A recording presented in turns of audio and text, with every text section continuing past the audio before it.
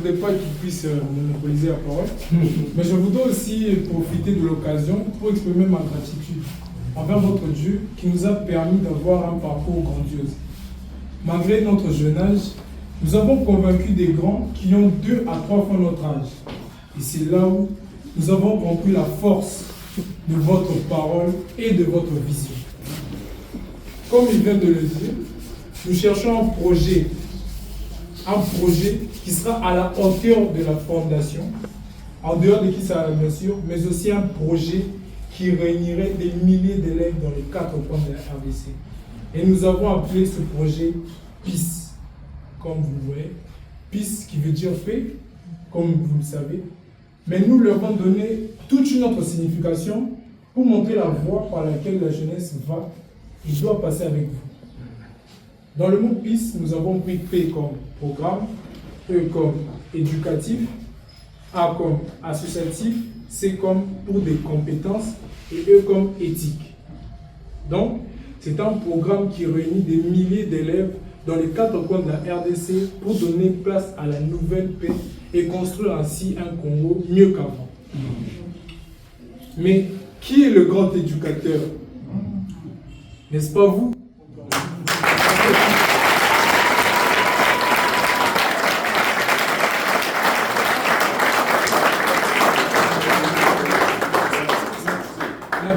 La paix dont on parle, la paix. Mais c'est vous, Majesté.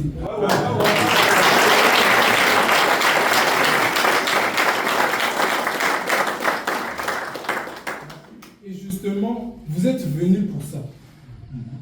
La preuve est, lorsque vous avez permis à votre fondation de se rendre à Mwanda pour la première édition PIS, qui s'est tenue en octobre dernier, en octobre, la bonne nouvelle de votre retour est tombée 2 jours après notre arrivée à Mwanda.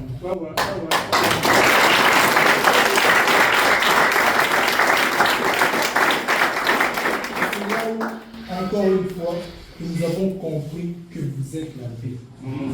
Que ce projet PIS a été lancé pour vous et à cause de vous. Que votre retour ici marque le départ d'une nouvelle et vraie paix. Que Vijay Mukulu la vraie.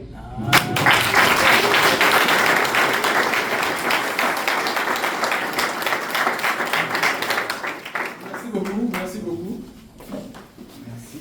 Merci, jeune demoiselle. La cadette.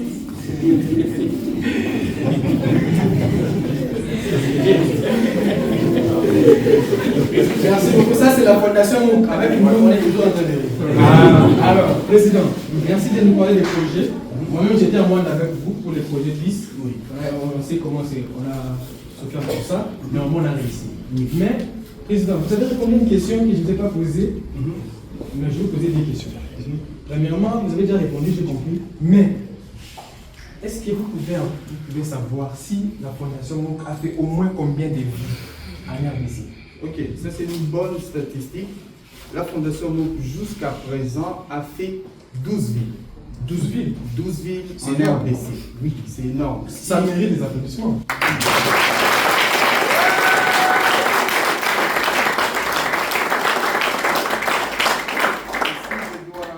Ces villes-là, je commençais par Kinkonka, Kimpese, Matadi, Boma, Mwanda, Bandunduville, Kikwit, Lubumbashi, Kolwezi, Kalemi, Kabalo, Kisasala. Voilà.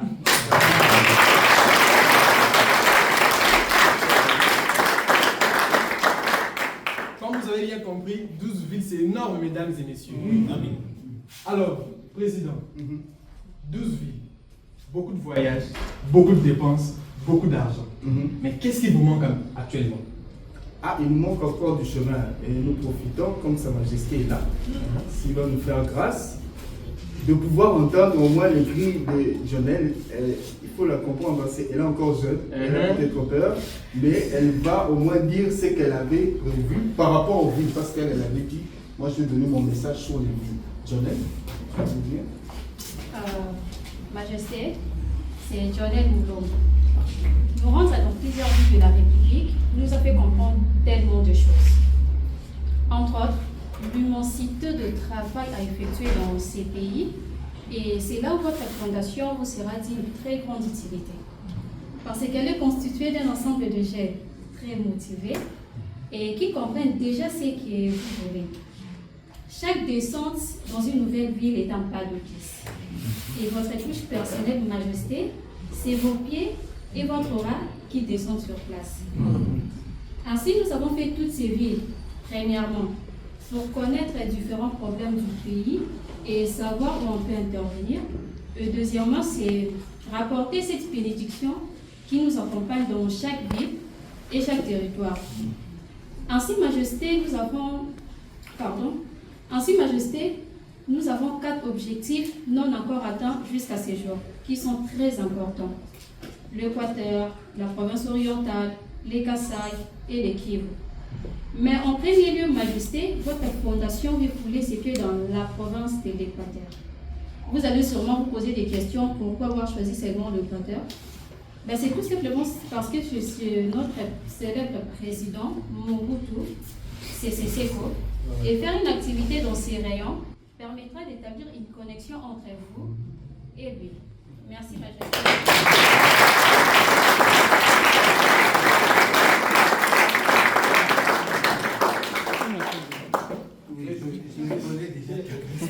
Je suis en train de rire parce que c'est comme si j'ai posé les questions qui viennent de là. Oui. Vous avez parlé d'Équateur, vous avez parlé des 4 villes et tout. Mais moi, j'aimerais savoir pourquoi seulement Mobutu? Ok. Elle vient de le dire tout à l'heure. Mais on le prendra. Pourquoi on a choisi le président Mobutu? Parce que ça a été l'icône qui doit donner à l'icône.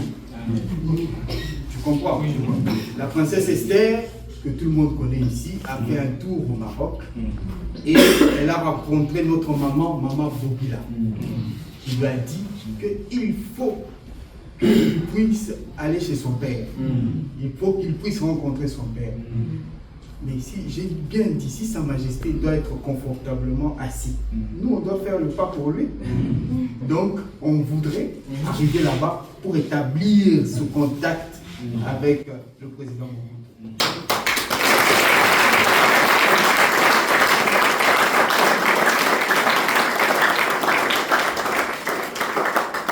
Alors, on continue. Merci beaucoup, Majesté. Alors, Président, vous avez fait 12 villes. Vous avez fait 12 villes, vous avez rencontré des gens, vous avez impacté. Et moi, ce que j'aimerais savoir, est-ce que la Fondation MOOC a quelqu'un qui peut témoigner de la grandeur de la Fondation MOOC? Oui. Est-ce que vous avez quelqu'un? D'abord, il faut dire que l'impact a été très positif. Pourquoi je dis très positif? Parce que, vous savez, Majesté, la parole que vous nous avez donnée nous donne une autre force. Donc, c'est-à-dire que quand on met en place une activité, elle a une autre résonance ailleurs. Alors, c'est pourquoi les gens, quand on va ailleurs, quitter une ville tout simplement en RDC pour aller dans une autre ville, pour faire quelque chose pour le bien de la population, c'est étonnant. Ils sont étonnés. La question qui se pose tous, c'est qui est derrière vous? Parce que vous êtes trop jeune, vous ne pouvez pas penser à des choses comme ça. Qui vous pousse à pouvoir faire comme ça? Non, laissez tomber, parce qu'on ne pouvait pas dire une communauté. Alors, chaque fois on disait, bon, c'est le changement. On peut apporter le changement. Oui, c'est le changement, et vous êtes le changement. Le changement, parfois, il ne parle pas. Il est silencieux, mais il change, il bouge. Alors c'est comme ça qu'on est parti de ville en ville. Et dans cette ville, on a rencontré Hakim, qui est de Mwanda, un frère de Mwanda, qui va donner son expérience propre. Hein. Oui. Merci beaucoup pour la parole. Oui. Majesté, c'est Hakim Mwanda de Mwanda. Sincèrement, je suis très content et je tiens à vous remercier pour nous avoir fait grâce et avoir mis la vie de Mwanda en honneur et en lumière.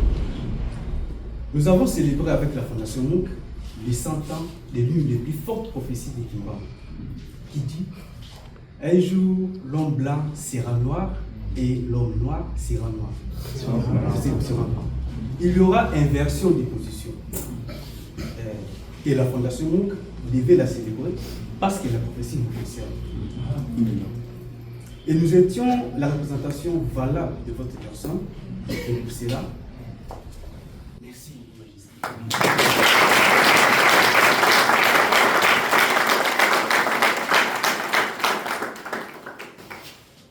Et comme nous l'avons dit à nos frères kimbanguistes, l'esclavage a commencé au Bas-Congo et Kimbangu lui-même a montré au Kabalo, là où est tombée l'étoile, pour susciter la royauté des Kisarani. Amen. Merci.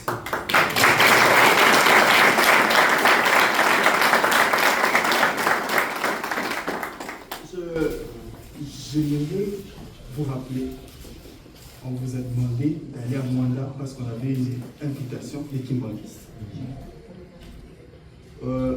Auparavant, c'était on ne connaissait pas beaucoup cette prophétie.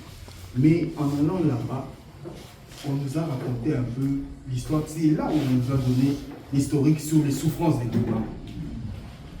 Et quand on a célébré cela, ici à Kinshasa, on a eu à pouvoir organiser une conférence qu'on a appelée « Pourquoi je suis noir ?» Pour que les gens se posent la question « Pourquoi je suis noir ?» Dans ce monde, je suis là pourquoi? Et la fois où on a passé cette conférence, on a eu des journalistes sans les avoir appelés.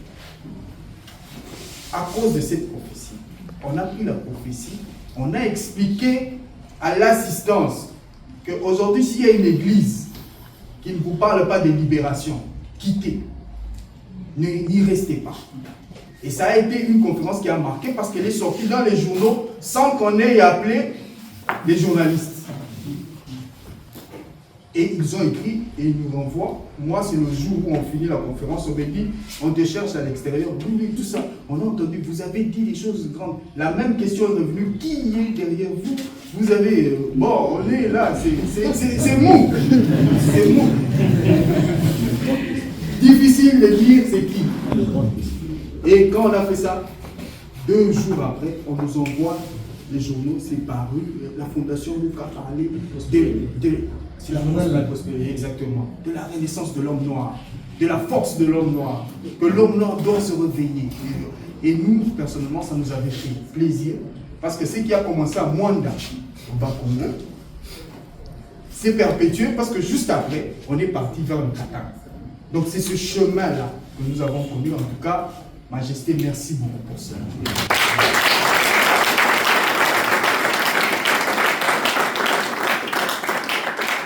Merci beaucoup, Président. On va continuer pour la deuxième personne. Mais avant, j'aimerais vous signaler qu'on est suivi en direct sur les réseaux sociaux.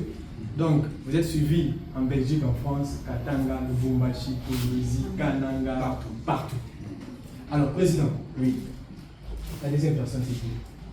En fait, tu me poses la question sur la personne qui doit donner notre témoignage. Oui, c'est ça. Ok. Et si on appelait le sage Cicéron Madoulé.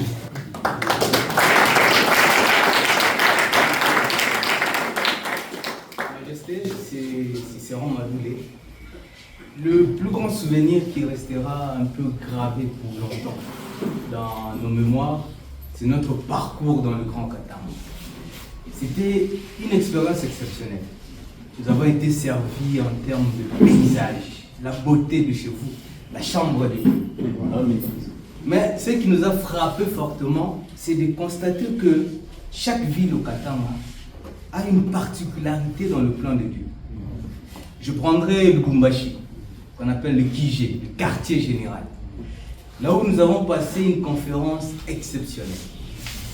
Et la conférence a eu lieu là où s'est réuni le ministre, le gouverneur, le maire de la ville. Et c'est là où votre fondation a tenu conférence en lieu et place du ministre ou de député. Pour nous, nous disons déjà que c'est la grandeur. J'aimerais aussi parler de Kalemi, mais avant Kalemi, je vais parler de Kolwezi, la ville de la gloire. Là où il y a eu même des élèves, des enfants qui ont chanté « Fondation Mouk, viens changer les choses ». Et là, c'est directement vous que nous avons vu. Kalemi, waouh, la ville de la visitation, la ville des montagnes. Vous Vous savez, quand on est arrivé à Kalemi, ce qui m'a marqué, c'est notre pilote. Il nous a fait dormir sur les lacs. Wow. C'était vraiment bleu. Et après Kalemi, nous sommes arrivés à Kabal. La chaleur de l'étoile. Et vous savez, nous sommes arrivés dans ce trou de l'étoile. Nous sommes entrés dedans, nous avons touché et nous avons même chanté dans ce trou.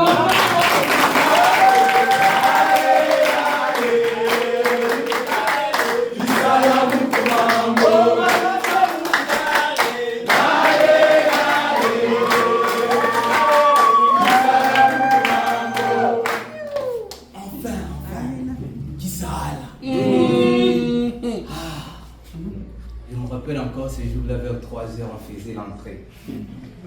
On sentait que c'était l'entrée du paradis.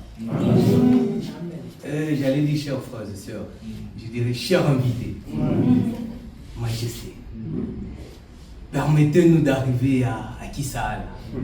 Vous sentez qu'il fait beau vivre, le climat déjà. Non, c'est... Et vous savez ce qui est très étonnant, c'est les travaux pharaoniques qui se font là. Qu'aucun membre bien placé dans le gouvernement ou quelqu'un qui a beaucoup de moyens qui peut se permettre. Et surtout, moi ce qui m'a ému, c'est à chaque fois que vous revenez de quelque part, on vous disait Uba Foucault.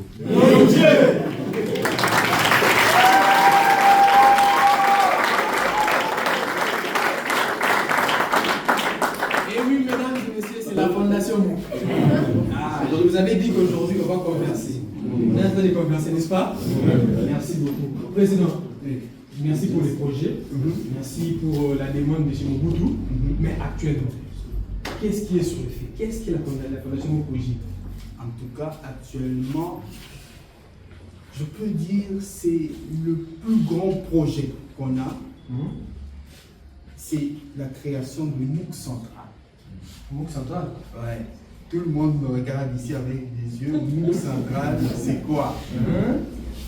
Moi, je ne veux pas d'abord expliquer. Vous, aujourd'hui, vous ne parlez pas. Moi, je ne parle pas. Oui. Je demande à quelqu'un d'expliquer MOOC Central. Et toi, tu le peux?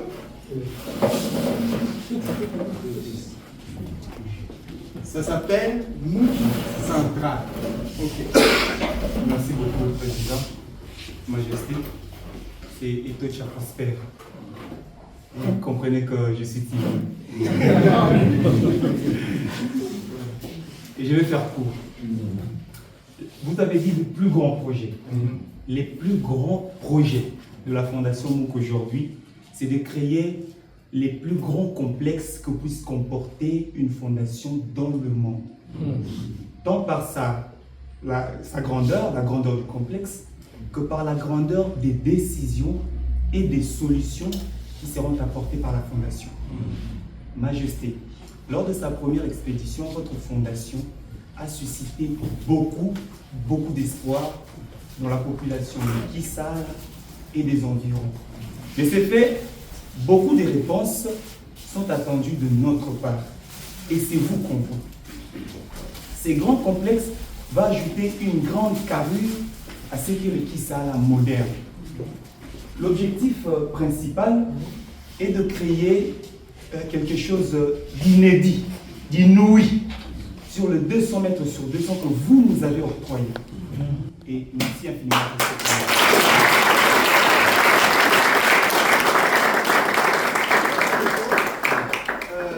Majesté, si vous permettez, nous avons, je peux dire, nous avons volé quand même un entrepreneur de génie. C'est lui qui va nous aider de pouvoir présenter. Lui s'appelle Ben Chafnat.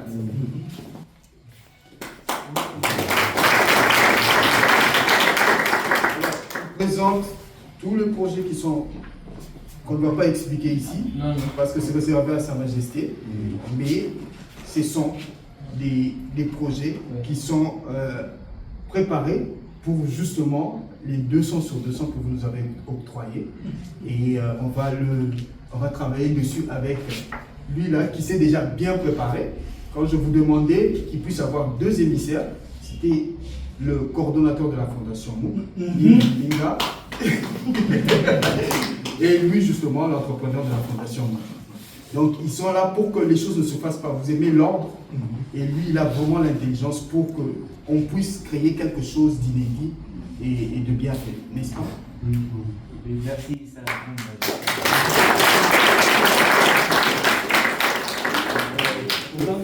Je voulais dire quelque chose? Oui, j'allais finir. Oui. Voilà, et ainsi, tel que Majesté l'a vu dans le maquette, ces grands projets, le MOOC central, va permettre à ce que votre fondation puisse avoir des bureaux et des cadres pour gérer tout le problème de la RDC et même du monde, parce que notre vision est très élargie. Ainsi, ceci étant dit, nous croyons en votre Dieu, nous avons foi que votre Dieu mettra sur nos mains de moyens pour que nous puissions réaliser ces projets qui va mettre en valeur la ville lumière, une ville qui vous représente. Et les détails et la suite aussi, surtout le projet, sera connu de vous-même, Majesté. Merci pour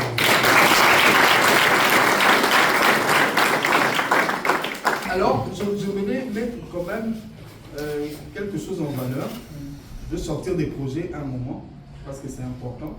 Je sors d'abord du projet. Je voudrais rappeler quelque chose qu'on a oublié de rappeler ici. Majesté, on vous a parlé du jour où on a annoncé on a donné l'ordonnance.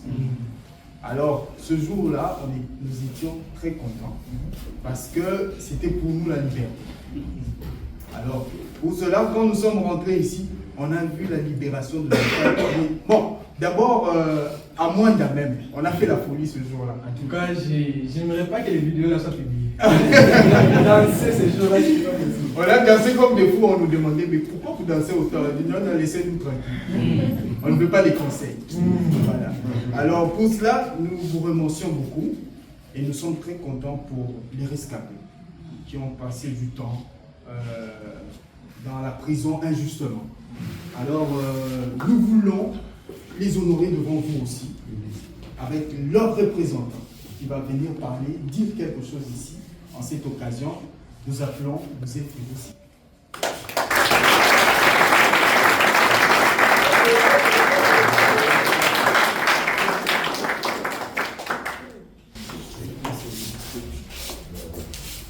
Votre honneur, Sa Majesté. Vous m'aviez demandé, parce que je ne pouvais pas venir à Kinshasa. Je vous avais demandé est-ce qu'il faut que je vienne à Kinshasa. Vous avez dit oui, il faut descendre à Kinshasa. Les enfants sont là. Et quand j'étais avec eux, les princes, je leur ai dit il y a quelque chose qui me manque. Je n'ai jamais souffert pour le Christ. Et ça s'est passé.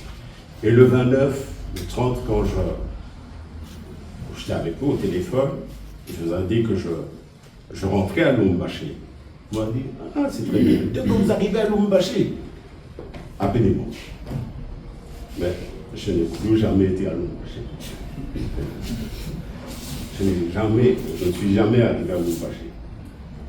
Permettez, Sa Majesté, que je dise un petit mot par rapport à nous, vos enfants, que vous-même vous aviez dénommé les rescapés.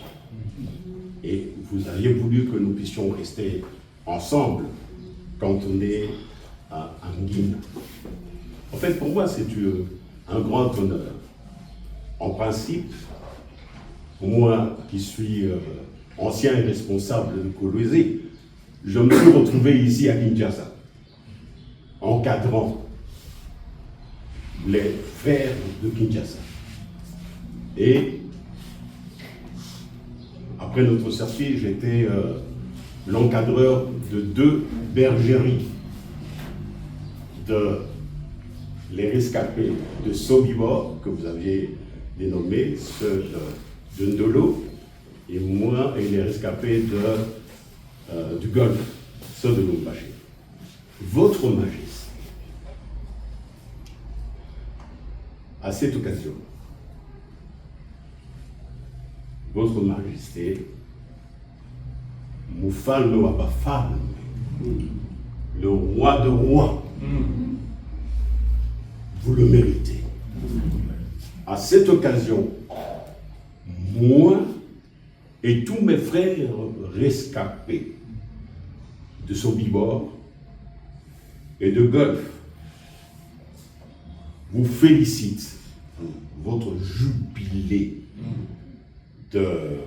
d'argent depuis votre libération de GLF, les fameux géoles de l'AFNER de Vieux Kabila.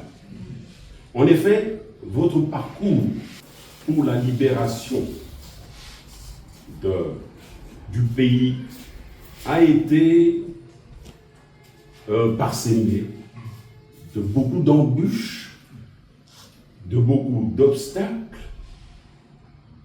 de tout genre, en tout genre, que vous avez affronté et surmonté avec beaucoup d'héroïsme, beaucoup de vaillance, beaucoup de patriotisme, beaucoup de patience, de résilience, de vaillance et d'héroïsme.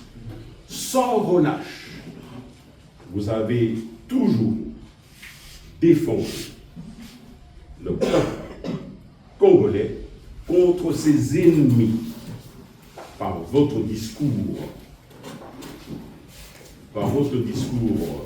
constant et en alertant, dénonçant et agissant lorsque nécessaire. Durant ce combat auquel vous avez consacré toute votre vie, en vous y investissant avec votre famille, vous avez enduré des souffrances les plus atroces, dont le paroxysme était les événements du 30 décembre 2013, au cœur desquels vous avez perdu beaucoup de vos enfants. Ces événements vous ont contraint à vivre en exil à l'étranger durant plus d'une décennie. Mais en date du 7 juillet 2024, vous avez courageusement brisé le verre de glace. Majesté, vous êtes le patriote incarné et notre modèle à tous. Nous sommes très très fiers de vous et de votre combat. Que vive éternellement le roi de rois, le grand roi, le roi divin. Que vive sa grande majesté. Nous vous en remercions.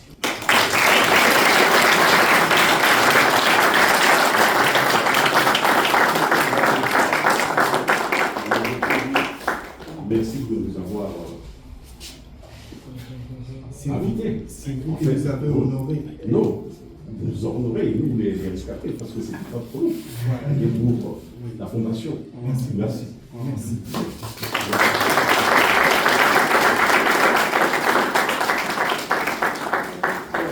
Merci beaucoup. Merci pour ce discours émouvant, parce qu'il le fallait.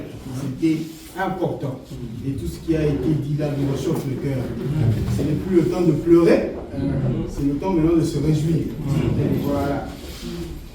Alors. Merci Président, on va parler des projets. Maintenant, moi j'ai préféré maintenant qu'on parle des statistiques. Voilà. Vous avez parlé de statistiques, mais quelles sont les statistiques de la Fondation actuellement? Bon, ça c'est la question à laquelle je ne veux pas répondre, mais qui va donner toutes les statistiques depuis que la Fondation a commencé, pour qu'on ait un peu une idée précise de ce qui a été fait et comment cela a été fait. Alors pour ça, j'appelle Peter Boutomou. Oui, Peter Boutomou.